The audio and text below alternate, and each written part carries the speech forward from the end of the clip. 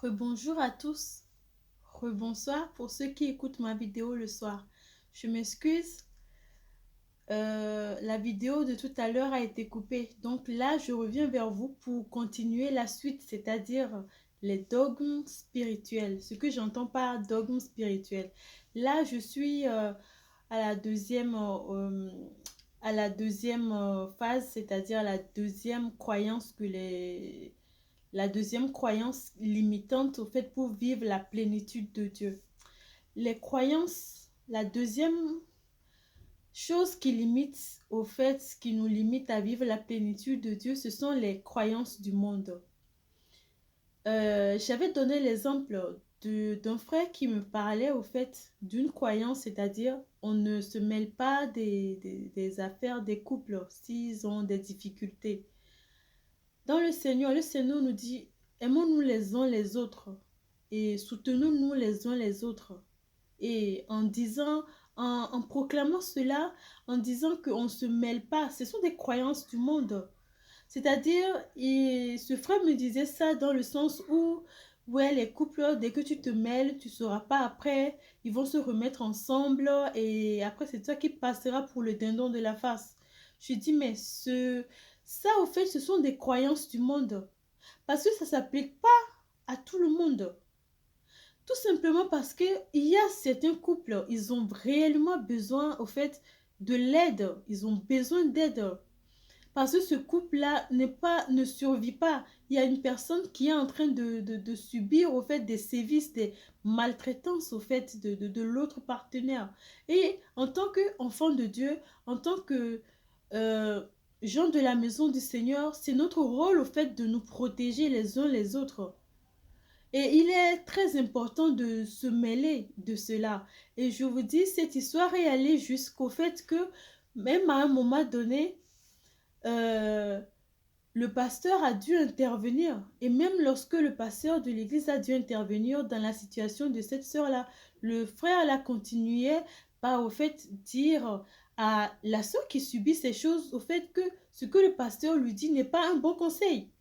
De rester dans ce foyer et de subir. De même, ce frère va jusqu'à dire à la sœur de prier Dieu pour que Dieu lui donne un cœur pour supporter les choses que ce monsieur lui fait.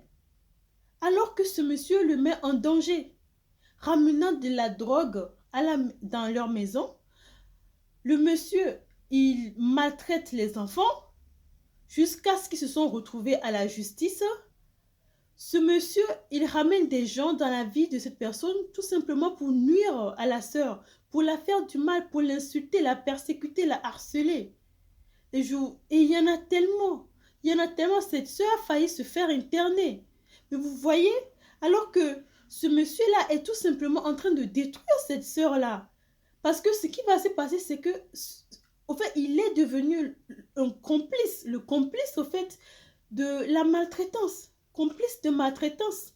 Inconsciemment ou consciemment, lorsque moi j'ai intervenu et que j'ai dit, mais non, ces valeurs-là, ces croyances-là, ce ne sont pas bibliques, bah, le frère s'est énervé. Il s'est complètement énervé et cette soeur-là a dû se tourner pour aller chercher d'autres issues, tourner pour aller chercher de l'aide ailleurs. Et maintenant, c'est la sœur qui est devenue la méchante dans l'histoire parce qu'elle s'est détournée. Et ce frère-là utilise les paroles bibliques en disant que euh, la manière dont elle doit se comporter, c'est ça qui fera que la Bible dit, la manière dont la femme va se comporter, ça pourra faire que l'homme, au fait, en voyant sa manière de vie pieuse, l'homme aussi va venir au Seigneur. C'est la vérité. Mais cela ne va pas dans le sens de dans toutes les situations. Parce qu'une situation où la vie d'une personne est en danger, on ne va pas appliquer ça. C'est une question de vie ou de mort, au fait. On ne va pas appliquer ce genre de paroles. Il est important de soustraire cette personne du danger qu'elle est en train de vivre. Donc, c'est pour vous expliquer un peu comment certaines croyances du monde ou certaines choses bibliques, au fait, limitent, met en danger beaucoup de gens. Des pratiques familiales qui nous bloquent au fait à aller en avant, à vivre au fait tout ce que Dieu nous offre. Ça, c'est la deuxième chose au fait qui nous bloque. Maintenant, la troisième chose au fait, ce sont quoi? Ce sont les blessures émotionnelles. Et j'en ai parlé déjà dans d'autres vidéos. Surtout la plus grande des blessures, c'est la blessure de l'affection, de l'amour, de la tendresse. Cette blessure qui génère après de la dépendance au fait. De la dépendance comme mécanisme de défense. Et la dépendance à plein de choses. La dépendance affective envers les autres, ou bien la dépendance envers l'alcool, la drogue, la cigarette, ou plein de tas de trucs. Il y en a plein de dépendances qui, qui génèrent au fait comme mécanisme de défense. Donc les blessures émotionnelles sont très importantes à traiter. Parce que cela crée en nous des blocages, des peurs, de la culpabilité, de l'orgueil au fait qui engendre l'incrédulité. Et nous savons que l'incrédulité, devant la foi, qu'est-ce qui se passe? Ça annule la foi. Quand il y a l'incrédulité, au fait, la foi, elle balance plus. La balance revient à l'envers. Jésus-Christ a dit aux apôtres, lorsque cet enfant-là, quand l'esprit le prenait, le faisait tomber partout dans le feu, l'eau et tout, et les apôtres ont essayé de chasser cet esprit de cet enfant-là et que cet esprit n'est pas parti, Jésus-Christ, après que Jésus-Christ a chassé cet esprit de cet enfant, les apôtres lui ont demandé pourquoi eux, ils n'ont pas pu chasser au fait cet esprit. Et Jésus-Christ leur a dit, c'est à cause de votre incrédulité. Et Jésus-Christ leur a dit de chasser cette incrédulité-là en faisant quoi? En jeûnant. Qu'il y a des démons qui ne sortent que par le jeûne et par la prière. L'incrédulité, c'est un esprit. L'incrédulité, c'est une croyance. L'incrédulité, c'est une forteresse qui s'installe dans les pensées par des croyances, par des blessures, par des révélations limitantes. C'est ça, l'incrédulité. L'incrédulité, c'est ça. Elle s'installe comme ça. C'est pour ça que Dieu nous offre une belle parole. Nous renversons tout raisonnement et toute hauteur qui s'élève contre la connaissance de Dieu et nous ramenons captifs toutes les pensées à l'obéissance parfaite de Christ. C'est l'obéissance parfaite de Christ qui nous ramène dans la plénitude de Dieu, dans la présence du Seigneur. Donc l'incrédulité, ça nous bloque au fait. C'est pour ça que les blessures émotionnelles nous amènent dans l'incrédulité. Parce qu'il y a des peurs qui se sont développées par rapport à ces blessures-là. Et je reviens encore là-dessus. Les blessures émotionnelles, réfèrent à mes vidéos précédentes, elles sont très importantes à guérir si on veut vivre la plénitude de Dieu. Parce que ces blessures-là créent des peurs chez nous. Ces blessures-là créent de la culpabilité. Ces blessures-là créent des blocages. Bon, je vais passer à la quatrième chose qui nous bloque aussi à vivre la plénitude de Dieu, ces dogmes spirituels qui se sont mis en place dans nos vies. La quatrième chose, c'est quoi? C'est nos attentes. Quelles sont nos attentes? Nos attentes, ce dont nous avons besoin, est-ce que cela rentre dans la volonté de Dieu? Est-ce que cela rentre, au fait, sur le chemin que Dieu a tracé pour nous? Pierre dit dans la Bible, l'apôtre Pierre dit que nous ne savons pas demander au fait, parce que nous demandons selon nos propres convoitises. Des fois, nous ne voyons pas si les choses que nous voulons avoir, est-ce que Dieu est d'accord, est-ce que cela entre dans la volonté de Dieu? Nous ne voyons pas ça, mais tellement que nous sommes accrochés à demander certaines choses que nous restons bloqués là. Ce qui peut dégénérer plus tard au fait de l'incrédulité, c'est-à-dire ce qui va faire en sorte que nous allons commencer par petit à petit s'éloigner de Dieu, perdre la foi. Alors que sans la foi, nul ne verra le Seigneur. Donc, ces attentes nous serons tellement accrochés. Il y a certaines personnes, je connais encore une femme, au fait, elle est tellement accrochée au fait que son mari va changer, son mari viendra à Dieu, s'est complètement éloignée d'elle-même. Elle est devenue complètement aigrie parce que cet homme lui fait vivre des choses jusqu'à cet homme est complètement parti. Mais cette femme, ça fait des années qu'elle est dans l'attente au fait que Dieu va exaucer cette prière-là. Tout simplement parce qu'est-ce qui est l'intention cachée derrière? Est-ce que l'intention cachée derrière le fait que cet homme-là reconnaisse Dieu, que cet homme-là soit né de nouveau, que cet homme-là, en fait, vienne vers Dieu, l'intention cachée derrière, c'est quoi? C'est pour la gloire de Dieu? Ou bien, c'est tout simplement par rapport à ses propres peurs, par rapport à ses propres limites? C'est ça qu'il faut savoir derrière nos attentes.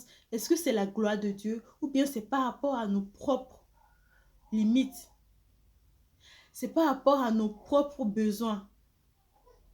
Parce que cette femme-là, elle peut, par exemple, avoir au fait peur des conséquences lorsqu'elle va décider que voilà, cet homme-là, il est parti pour de bon, cet homme-là, il n'aime pas au fait, il n'a pas de temps pour lui, il vient vers elle que pour l'utiliser, et puis après, il s'en va encore, il vient juste profiter d'elle, et puis il s'en va. En fait, ce que cette personne-là devrait comprendre et au fait se tourner vers Dieu, cette personne-là a peur au fait des conséquences lorsqu'elle va décider que là maintenant stop. Elle va plus prier pour cette personne-là parce qu'il y en a plein d'autres. La Bible dit, toi femme, qu'est-ce que t'en sais si tu sauveras ton mari? Toi homme, qu'est-ce que t'en sais si tu sauveras ta femme? Mais des fois, nous restons bloqués par rapport à nos propres besoins, parce que nous avons peur de nous retrouver tout seuls, parce que nous avons peur des regards des autres. Les gens vont dire, ah, je suis une femme seule maintenant, je n'ai pas de mari. Oh, je suis un homme seul maintenant, je n'ai pas de femme. Mon mari m'a quitté, ma femme m'a quitté. Nous avons peur de ça. Du coup, nous accrochons au fait à ce fantasme. En quelque sorte, je vais dire, oui, c'est mon mari, je prie pour mon mari. Oui, c'est ma femme, je prie pour ma femme. Il va revenir. Et puis, nous oublions, nous nous détournons complètement de la volonté de Dieu. Ils vont même jusqu'à dire, ces personnes-là, que c'est pour ça que c'est ça l'œuvre que Dieu a pour eux. Pour eux, c'est ça qu'ils ont, c'est ce que Dieu attend d'eux. Qu'ils prient pour cet homme-là, qu'ils prient pour cette femme-là, qu'elle change. Mais si tu es en face de toi un pervers narcissique, mais qu'est-ce que tu en sais si tu sauveras cette personne-là? Alors qu'il y a plein de gens qui ont besoin de nos prières. Et ces personnes-là concentrent leurs prières sur ces gens-là, connaissent complètement leur âme, leurs émotions à cette personne-là, tellement qu'ils deviennent complètement aigris, puisque ils attendent que cet homme vienne, cette femme vienne, mais elle vient pas, il vient pas, cette personne. Et du coup, ils sont devenus complètement, ils sont perdus, ils sont devenus aigris. Ils sont devenus, ils vivent pas la plénitude de Dieu. Ils sont devenus tellement vides, froids, tellement, ils sont vidés d'énergie, vidés de vie. Tout simplement parce qu'ils sont dans la douleur, dans la souffrance, ayant une attente qui, ils ne savent même pas si ça va se réaliser. Ce qui va dégénérer, au fait, la baisse de foi en Dieu. C'est pour ça que nos attentes, des fois, nous limitent aussi à vivre la plénitude de Dieu. Et je vous invite, chers frères et sœurs, à faire attention à cela. Est-ce que nos attentes correspondent à Dieu? Et même des fois, quand Dieu va même nous montrer la vérité, regarde, ce que tu demandes là, ça ne va pas dans ma volonté. Des fois, on dit, ah non, au nom de Jésus, c'est Satan qui ramène ces pensées-là. C'est Satan qui ramène ces rêves. C'est Satan qui ramène ces révélations. Au nom de Jésus, c'est Satan qui ramène cette personne-là pour venir nous dire ça. Nous allons même jusqu'à dire que c'est Satan qui fait ça, alors que c'est Dieu qui nous parle à travers tout ça. Dieu ne parle pas seulement par révélation. La Bible dit, Dieu parle tantôt d'une manière, tantôt d'une autre. Dieu utilise aussi les émotions pour nous parler. On se trouve dans une situation donnée et que nous sommes complètement bouleversés en nous-mêmes. Il faut d'abord chercher à savoir, mais est-ce que c'est Dieu qui essaie de me dire quelque chose? Les ententes sont très importantes. Ça nous limite à vivre la plénitude de Dieu. Maintenant, je vais aller au 5e point. Le 5e point, c'est le manque de connaissance. Il y a certaines personnes, ils manquent de connaissances. La Bible dit, mon peuple périt faute de connaissances. Ils manquent, ils manquent de connaissances. Ce qui se passe, c'est que ça les détourne complètement, au fait, de la voie de Dieu. Ça va jusque-là. Ça les détourne de la voie de Dieu et ils tombent dans la main des faux pasteurs, ils tombent dans la main des faux leaders. Et que ces personnes-là, au fait, leur détournent complètement de la voie de Dieu. Et à la fin, elles deviennent complètement aigries, énervées. Elles sont déçues complètement de Dieu et ils disent que ah, Dieu était où et que j'ai vécu cette chose-là dans cette église. Dieu était où? J'ai vécu cette chose-là dans cette église. Alors que c'est tout simplement, Dieu dit, maudit est quiconque se confie en l'homme. En se confiant à ces faux pasteurs ou ces faux leaders et en oubliant complètement que Dieu est là, il t'attend seulement à te parler. Et que tu te détournes de Dieu en te focalisant sur ces pasteurs, sur ces leaders-là. Ce qui va se passer, même si c'est des bons pasteurs ou bien des bons leaders, ce qui va se passer, c'est que tu vas te retrouver dans une malédiction. Et que les choses bizarres vont t'arriver. Et tu vas conclure que, voilà, ces personnes-là n'étaient pas des bonnes personnes. Alors que c'est tout simplement que tu t'es détourné de Dieu et que tu t'es tourné vers les hommes et cela a amené la malédiction dans ta vie tout simplement. Faisons attention au fait, au manque de connaissances qui nous amène dans des choses difficiles. La parole de Dieu est la vérité. Concentrons-nous sur la parole de Dieu. Lisons la Bible à chaque instant. La Bible dit que ta parole ne s'éloigne point de moi. Que la parole de Dieu ne s'éloigne point de nous. Méditons-la jour et nuit. Car en elle se trouve la vie. La vie ne se trouve pas dans quelqu'un. La vie se trouve dans la Bible. La vie se trouve dans la parole. Je vais refaire une conclusion de ces 3 choses qui nous limitent au fait à vivre la plénitude de Dieu. La première, ce sont les révélations que nous recevons qui nous limitent. La deuxième, ce sont les croyances du monde, les croyances qui nous limitent, les croyances limitantes. La troisième chose, ce sont les blessures émotionnelles qui créent en nous des peurs qui engendrent de l'incrédulité. La quatrième chose, ce sont nos attentes. Est-ce qu'elles correspondent à la volonté de Dieu? Et la cinquième chose, c'est le manque de connaissances. Tout simplement parce que nous nous éloignons de la parole et tournons vers d'autres personnes pour rechercher la vie. Alors que la vie, c'est dans la parole. La vie, ce n'est pas dans ces gens-là. Je vous remercie d'avoir visionné cette deuxième partie de la vidéo, les dogmes spirituels. Et n'oubliez pas de liker cette vidéo si elle vous parle. Abonnez-vous pour être notifié de mes prochaines vidéos et n'oubliez pas de la partager aussi à d'autres frères et sœurs afin qu'ils puissent ouvrir les yeux sur les choses qui nous bloquent à vivre la plénitude de Dieu. Je vous aime beaucoup. Au revoir. Ciao.